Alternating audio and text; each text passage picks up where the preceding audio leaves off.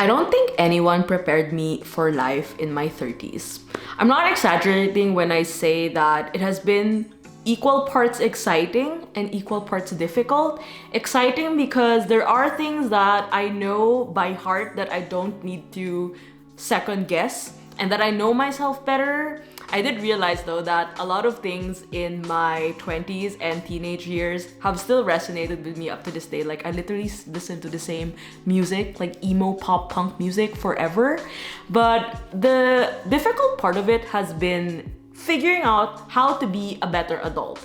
And when I say better, I'm not saying like I am on top of every single thing I need to do. Like I go to the gym 4 times a week. No, I don't do that. I take out the trash every single day. No, I do not do that. But I definitely have been figuring out ways on how to track those things without feeling like I'm not doing anything to benefit my adult life. And the reason I'm sharing this with you is I do work freelance full-time and I have a long-standing career of 10 plus years. But in the world of adulting, I feel like I'm still in my baby steps. And I'm working through that. Like I'm figuring out what's a great solution to be able to do good as an adult. And that's what I want to talk about in today's video. So at the start of the year, as I was putting together my planners and journals for 2026, which I always do every year, I decided to add in an adulting planner to the mix. So this is my adulting planner. I did not set it up fully when I started the year, but it wasn't until maybe a few weeks after my birthday that I really took it seriously and I added things as the weeks went by. And now that we're in March, I actually can tell you that this has been a great addition to my planner system. If you're new here, hi, I'm Abbey C. I'm an artist, author, and creator. Mostly on this channel, I'll talk about journaling, documenting your life and travels. Occasionally, I like to talk about planning because planning allows me to get things done and it is a crucial part of how I run my creative business. But today we're gonna zoom in a little bit with the adulting side. As you know, I'm in my 30s and I think this decade is great so far, but there are also a lot of things that keep me up at night. It stresses me out. There's a lot of things that navigating adulthood that I was not prepared for, and I am trying to make peace with that. So I want to share with you 3 reasons why I decided to start an adulting planner, how it's been for me so far, and maybe give you some ideas and inspiration as well if you are in this season of life and if you're interested to learn more. Before we continue, this video is sponsored by Squarespace. More on that later. As you know, I am a person who relies a lot on analog notebooks to get things done. It's no secret that every time I'm planning or jotting down ideas, it has to be on paper. Pen and paper is a non-negotiable in any desk I have in my apartment, and I bring it with me everywhere. So I tried numerous ways on doing this digitally. Like I would have a Notion dashboard, and I used to also put up like big picture plans for my apartment, especially when I first moved last year. Like furnishing the space, researching ideas.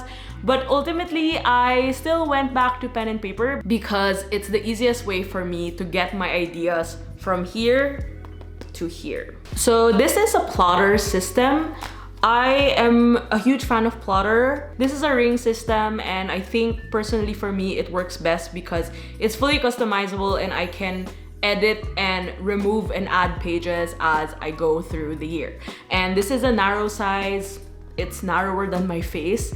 It's really, really portable, and it is a no frills book for me that I grab and go every time I'm out and about. So here are 3 reasons why I use an adulting planner. The first one is it separates my work and personal life. I am a huge fan of separating work and personal life. Actually, that is something I picked up eventually now that I'm older and now that I live in another city, because I think for the biggest chunk of my 20s, I made work my whole personality. Which is to say, like, it's a double-edged sword. Like, I didn't mind it at first because I really needed to grow my business and also, like embody who I was as Abbey C per se. And for the longest time, I call this the Hannah Montana syndrome. I've always been like wearing a wig online, and a lot of that has led to me sacrificing my personal life in the process. and I don't think it has been healthy in general. So actively, I have been working on separating and segregating work and personal life. What does that mean? Like, if I'm wearing my work hat, I'm strictly at work. If I'm wearing my personal life hat, it means I'm spending time with friends. I'm not talking about work in front of them. I actually don't like sharing a lot of my work endeavors to friends because I don't know, I'm not that kind of person who always just talks about work. I used to be, and I realized like I have a lot of interests that are not even related to my job that I just keep for myself. And in the planner context, I actually have a really substantial and really good work planner setup. I have a video about this which I'll link down below. But one thing I noticed is while I am logging my work tasks in my traveler's notebook, I have been logging my chores on the side of the day, and it always gets pushed back because it's such a small space to write about my chores. So that in itself tells you that I have a lot of to-dos at work. But because I have a lot of to-dos at work, I also have a lot of to-dos in my personal life. Like, I don't know, I have to buy a gift for a friend's birthday. I need to buy sweets for an upcoming trip to gift to friends, or I need to return a certain item. I have been writing those in my work planner, and the problem is it gets pushed back and it gets buried in all the tasks I need to do. And that didn't sit well with me. Mostly because, does it mean I am not giving that much importance to my personal life?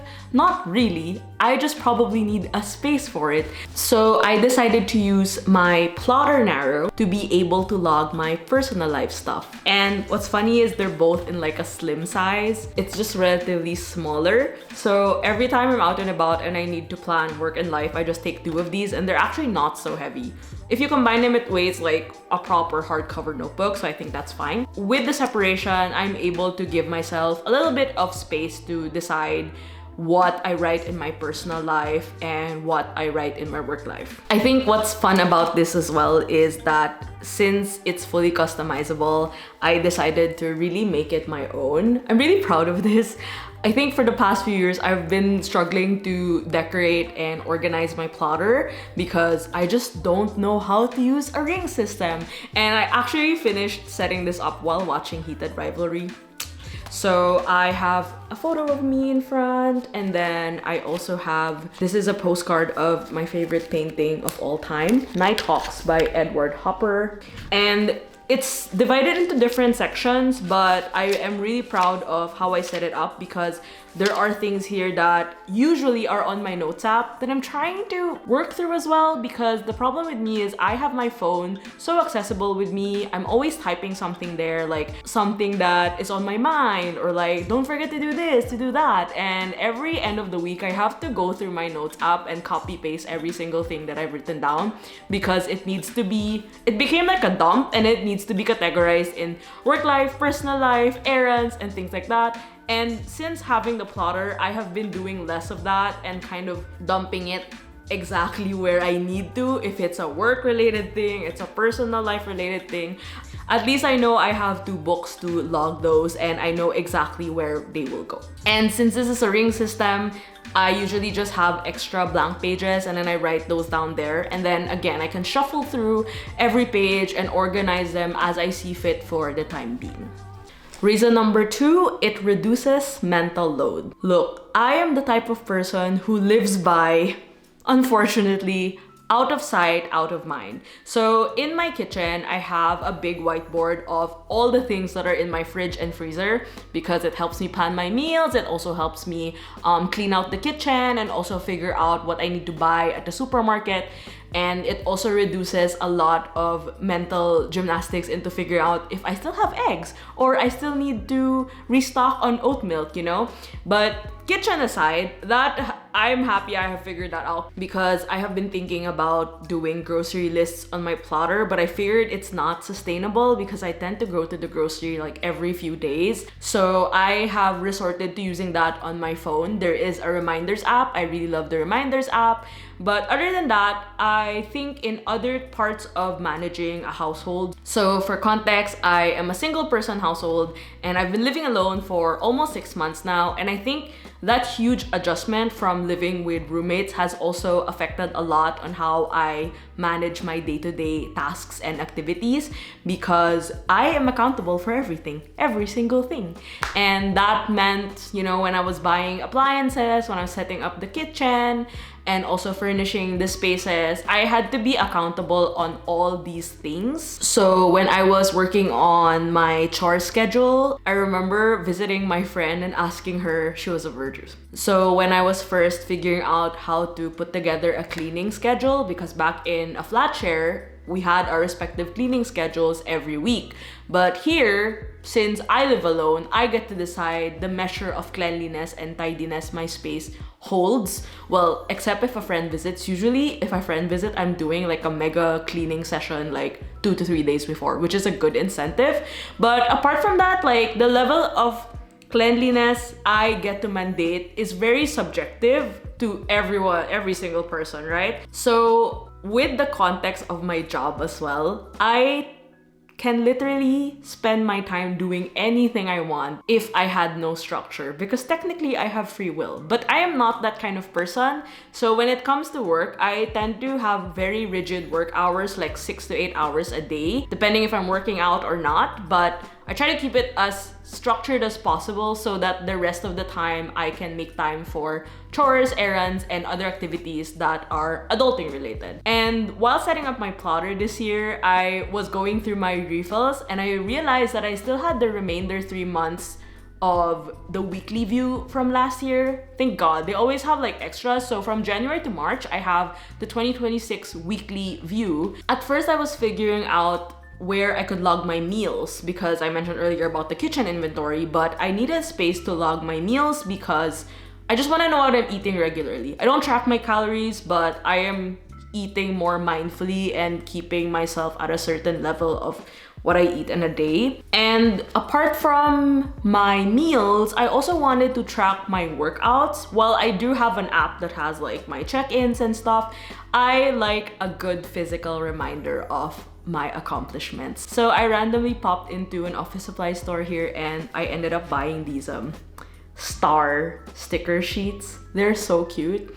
And now they are little stars that I stick on my weekly view in order for me to track when I worked out. Since we're talking incentives, I also realized that an incentive I want to do is to figure out exactly what chore I end up doing in a day, because I resorted to not having a structured cleaning schedule, because at some point I will know if something is dirty. You can see it visibly, right? So instead of mandating a strict schedule for that, I want to say I'm not a fully structured person. I think it messes with my creativity, so I tried to keep it in an average level of structure. So I ended up writing on the left-hand side of my weekly view, I would write all the adulting tasks I did that day.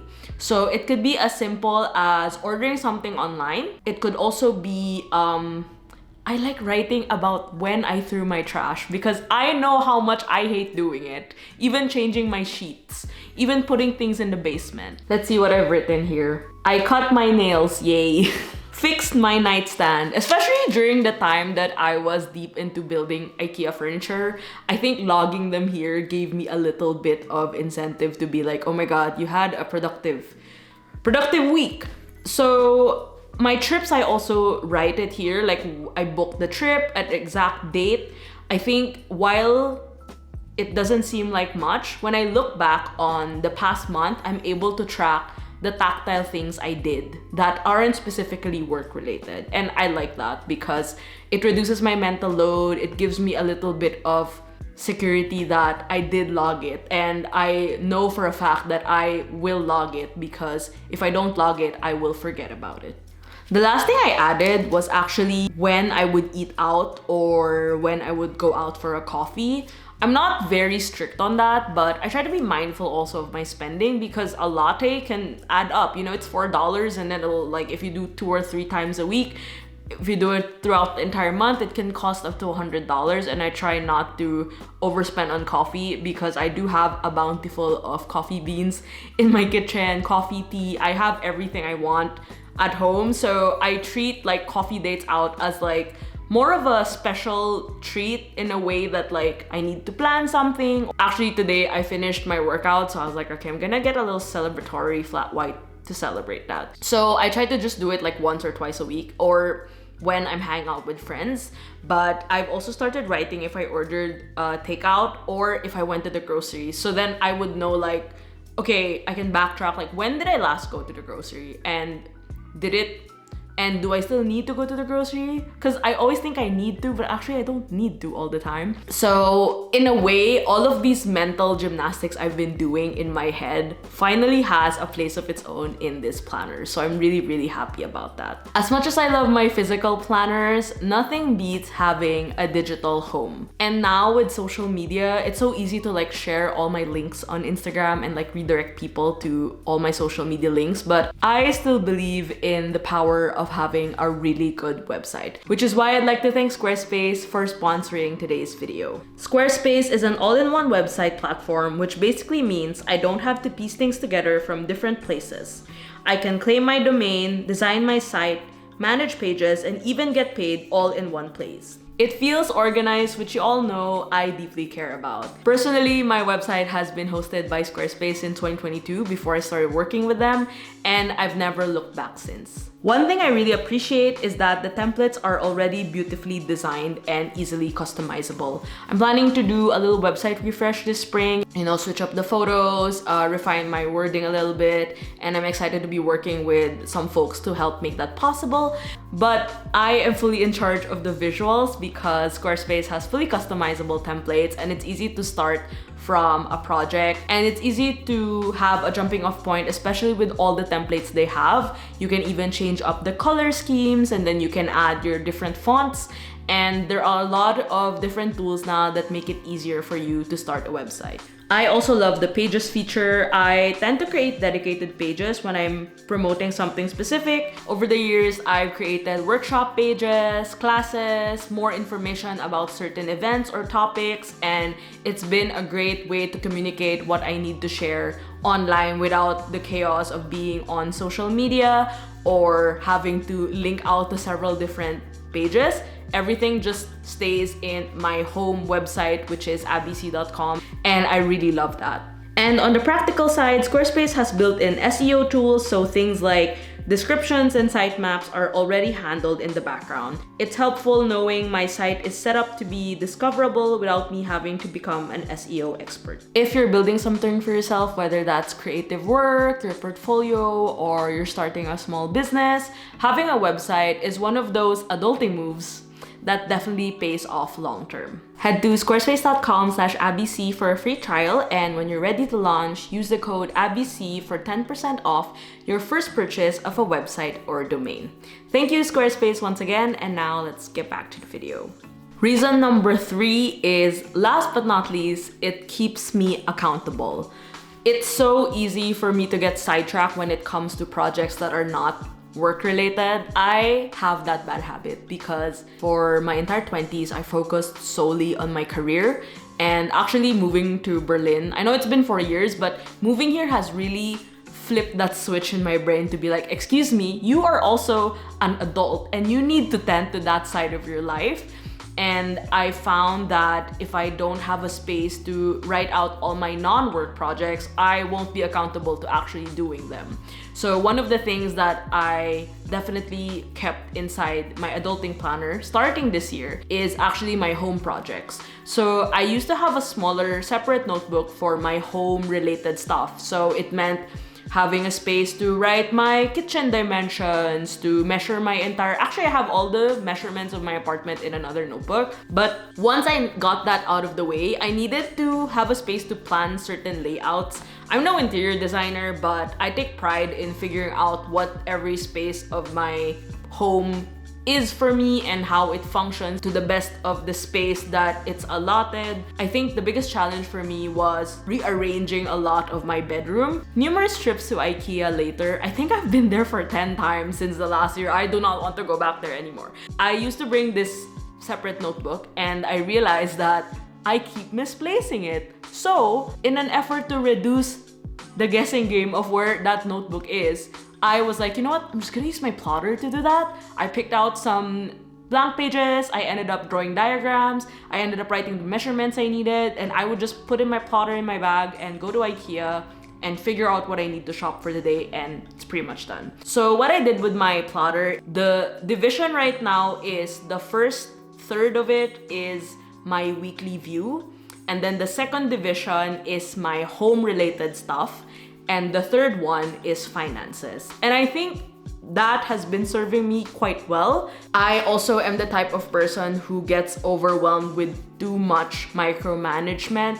So with this planner, I have kept it as simple as possible so that I don't drop out of using it. I noticed that with regards to my practice and my habits, if it's difficult, I won't do it. I won't even bother to update it. It's also similar to when I go to the gym. Like, if I don't know that machine, I'm not even gonna bother to go near it. I mean, it's nice to know these quirks, but also it's a bit frustrating because I'm like, oh my god, Abby, you're so stubborn. But I think in the context of wanting to make things easy, I think having an easy way in has really gave me that space to notice what I end up using the planner for. So at this point, I'm not 100% set up with this planner. I would say I'm like 80% set up, but I like that I don't limit myself in terms of how I use it. Like the other day, I was thinking about where I could write my how often I change my contact lenses and my electric toothbrush head, and I figured I should do that monthly. So now I'm thinking I should have a page where I write all the things I need to do monthly, including those two things and like some finance stuff, you know? And I like how open-ended I keep this in because then I would be able to edit it as I go. I'm still fairly new to using the rings, so it's not something that is very easy to ease into, especially if you use if you use one notebook, for example, and you don't have to switch things around. I think Freedom also has some limitations, but I'm not here to tell you to buy your own plotter. I think for me, it works really well, and I have my own plotter anyway, so I was like, might as well use it. But before this, I was heavily considering Hobonichi Weeks for this, so that's one option you can definitely use, especially at the back part. If you buy a Mega, there's a lot of pages you can write with regards to your tasks, your expenses. You can also use something like the Traveler's Notebook system. It's a bit more budget friendly in terms of a letter cover system, and also there are a lot of fun designs. They recently came out with this card size one, which is really, really cute if you like planning things in a smaller format. But I do hope this gave you some ideas into how my brain thinks when it comes to adulting. It's really a complicated path to navigate, and it's a reminder that you are definitely not alone in this. I struggle every single day, even just getting up. If I don't sleep for 7 hours, I am really cranky. If I'm close to having my period, that's a different story. But that's to say, we can all make our lives a little bit better by adding systems that make it work for us, respectively. Thank you so much for watching this video. Thank you again, Squarespace, for sponsoring. And I'd love to know your thoughts on planning, and if you're considering having an adulting planner, or if you have an adulting planner, let me know in the comments how you set it up and how you intend to use it. I would love to know your thoughts as well. And last but not least, make sure to have a listen wherever you get your podcasts. I will link the Spotify one down below. I had a lovely chat with April and Joe, who are both my good friends and who have both influenced me to use my plotter. So I think it's a full circle moment to be able to hop on the podcast and share some insights and ideas on documenting and doing things the analog way. Thank you again for watching, and I'll see you soon. Bye!